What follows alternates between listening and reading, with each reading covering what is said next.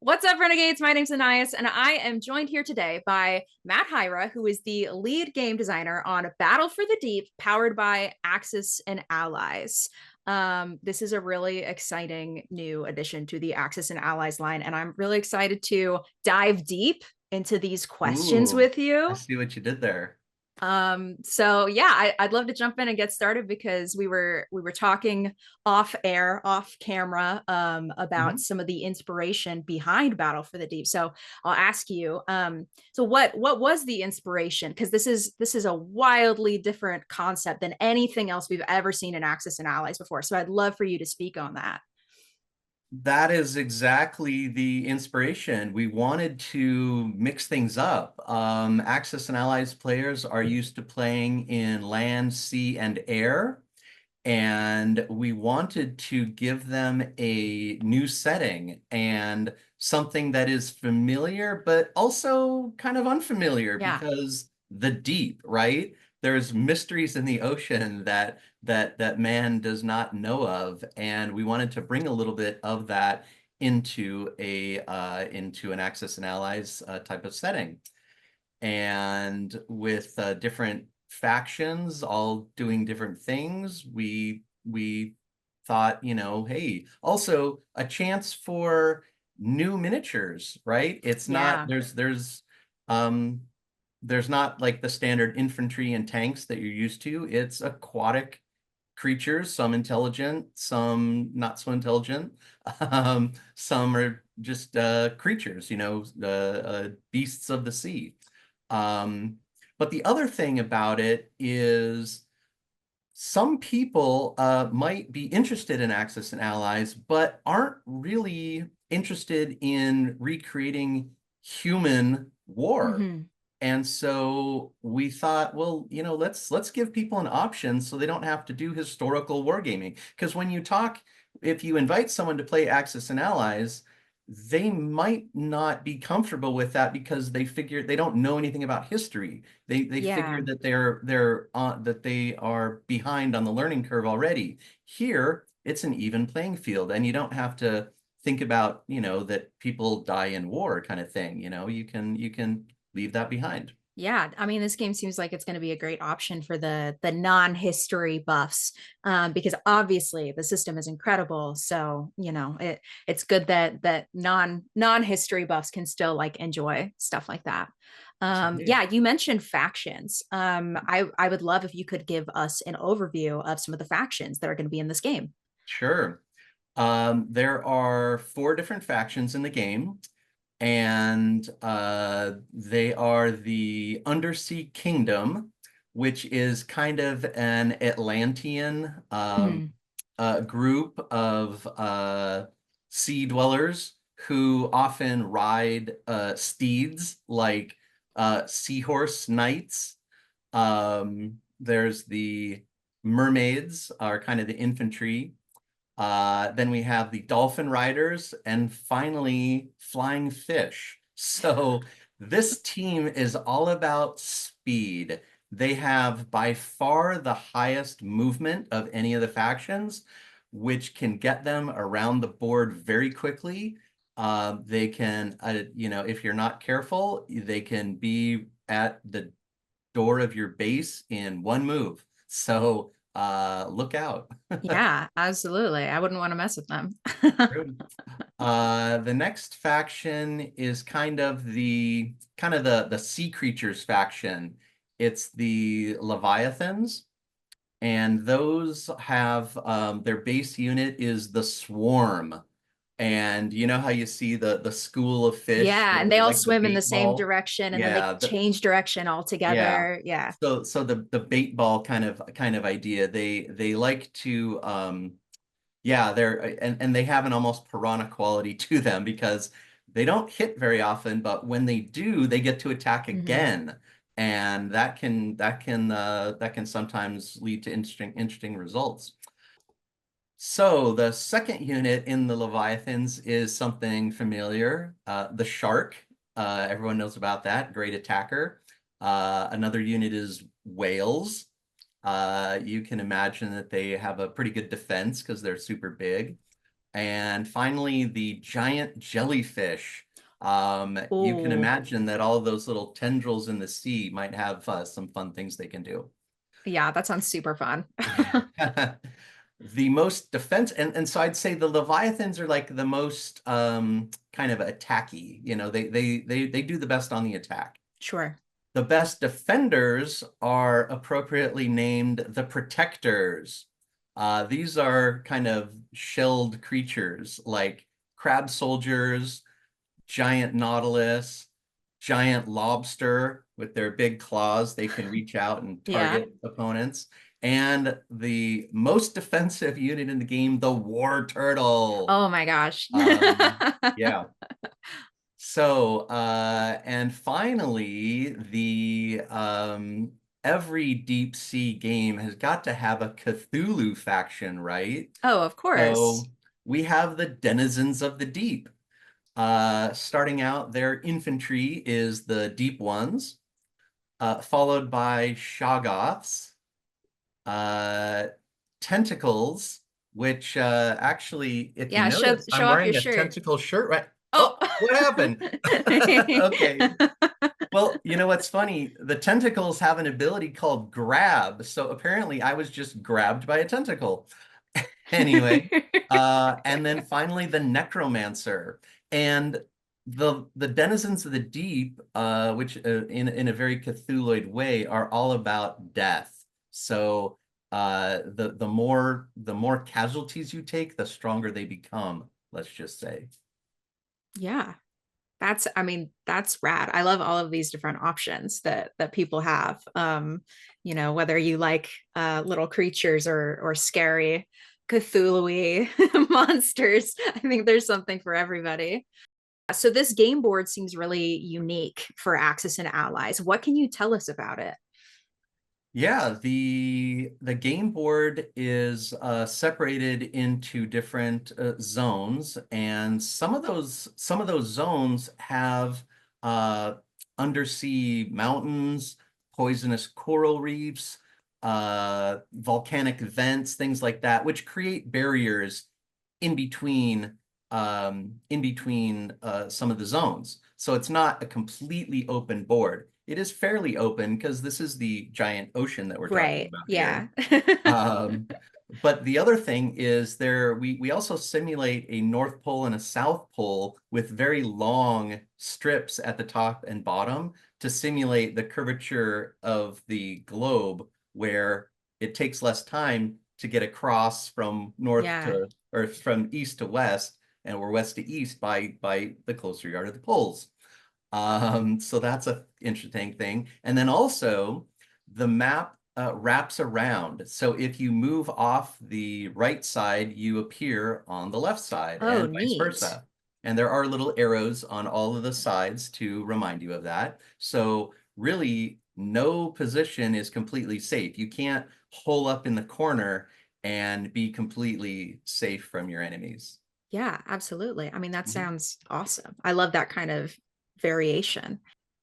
So this seems kind of like it would be a strategic kind of element that's different from previous Axis and Allies. So what other unique strategic elements are introduced in the Battle for the Deep, and how do they enhance the gameplay as a player?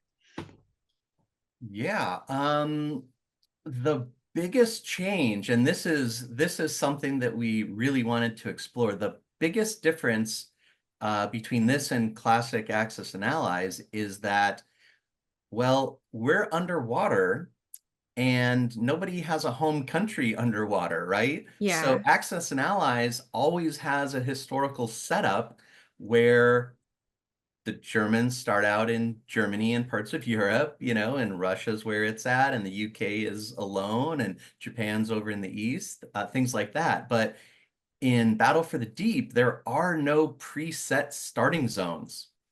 So each player is going to choose in the turn sequence where their faction is going to begin the game. So you can, and this allows for players to kind of have a strategy going into the game on how they want to play. If they want, there there are 6 different deployment zone areas where where your faction can start, but if you place yours kind of close by another player, you and that Right. you and that foe might be battling it out pretty intensely for the whole game. Um, or you can try to be a little isolationist and maybe, if your opponent it goes here, you go here, right? And then maybe it ends up where everyone's kind of a little further away from each other, which is totally fine. And you can even try to surround somebody. Yeah. If you want to, you might regret that because they'll be attacking you constantly, but it allows you to have a unique game setting every time you play because you're not going to be having the same faction starting in the same place like you always see in Axis and Allies. Yeah, I love that kind of variation because I think it leads to a lot of like replayability and a lot of room to create new strategies. And especially if you're playing with the same people all the time, like if you have a gaming group, you kind of figure out other people's strategies, and then you have the opportunity to kind of switch it up and change it up by placing in different zones.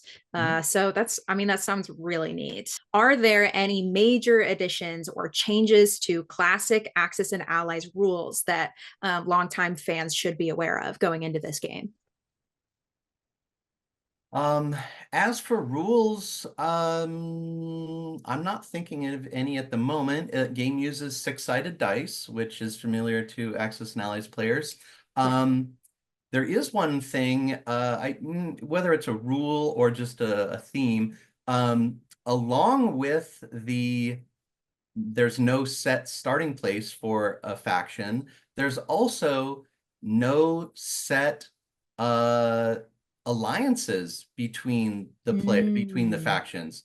That doesn't mean you can switch sides during the game. It means that player 1 chooses a faction, player 2 chooses a faction, player 3 chooses a faction. Now, player 1 and player 3 are allies. And of course, that's going to be different every game. So it's not going to be the standard Germany, Right. Italy, Japan versus USA, UK, and Russia. It can be, Undersea Kingdom and the Denizens one game, and Undersea Kingdom's Protectors the next game, Undersea Kingdom and Leviathans the next game. So the faction pairings are totally up to you. Yeah. And coupled with the non, with the non-fixed starting zones, it's it's going to be a wildly different game every time you play.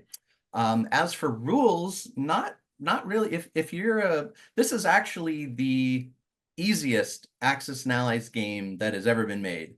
And so if you have people in your play group or your boyfriend or girlfriend has been reluctant to try Axis and Allies because they think it's complicated, this is the game for you. Um, Now, as for rules,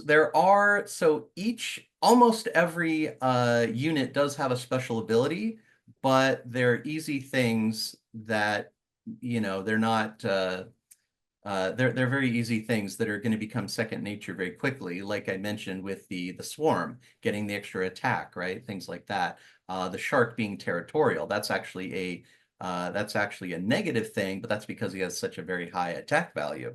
Mm. So these are things that are and the tentacle grab that I also mentioned, like these are things that are going to become second nature to you pretty quickly. And um, each faction only has 4 units, so that's not a lot to learn. So there it is. Yeah. So it sounds like it's a much more approachable Axis and Allies game if you're, like you said, if you're playing with a partner or with family or maybe even with your kids.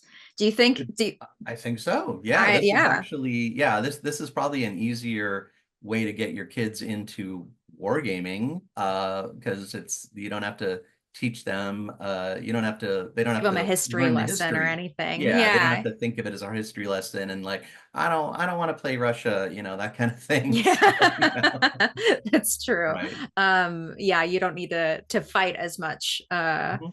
over who's going to play what country.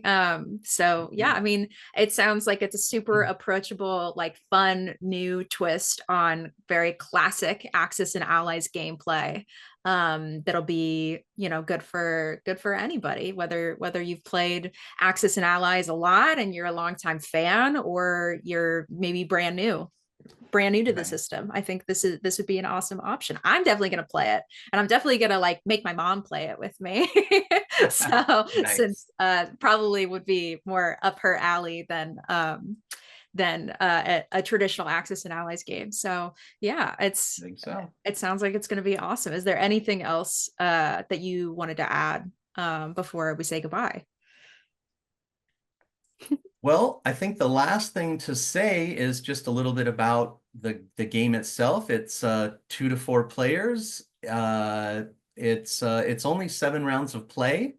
There's 2 ways to win: either capture an enemy base and hold it until the end of the round, or at the end of 7 rounds, have the most victory points. If it's a tie, the center location, which is worth the most victory points, breaks that tie. So it plays in about 90 minutes, which is great for an introductory Axis and Allies game, since other ones can take 5 hours sometimes. Yeah. No, this seems like it would be a good pickup for your local board game night as well, so that you're not holding people Yeah.